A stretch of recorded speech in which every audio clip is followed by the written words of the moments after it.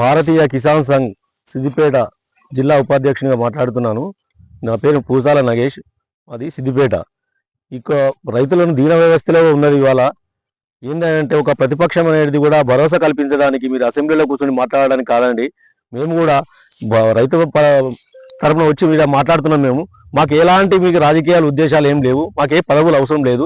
భారతీయ కిసాన్ సంఘ్ కేవలం రైతుల నాయకుల కోసం పోరాడే ఒకటే కిసాన్ సంఘ్.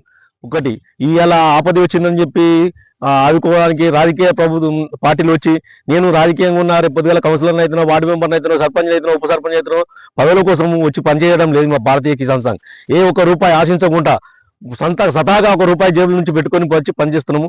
మాలాగా మీరు కూడా చేసి రైతుల పక్షాన పోరాడి ఈ రైతులకు తగిన న్యాయం చేసి ఈ అతి త్వరలోనే ఈ ప్రాజెక్టులు కంప్లీట్ చేసి నీళ్ళు ఇచ్చి తర్వాత మీకు హైదరాబాద్ కావాలంటే హైదరాబాద్ తీసుకోండి.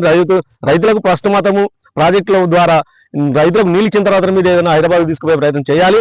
ఈ రైతులను ఆదుకోవాలి. ఈ ప్రతి ఎకరాకు దాదాపు ఎంత ఖర్చు అయింది? 30,000 రూపాయలు ఖర్చు అయింది. ఇలా ఈ రైతుకు సర్వే చేయించి ప్రతి ఒక్క రైతుకు నష్టపరిహారం కట్టించాలని చెప్పి భారతీయ కిసాన్ సంఘ్ తరఫున మేము డిమాండ్ చేస్తున్నాం. భారత్ మాతాకి జై కిసాన్, జై జవాన్, జై కిసాన్. రాజ్యం లేదు, రాజ్యం లేదు.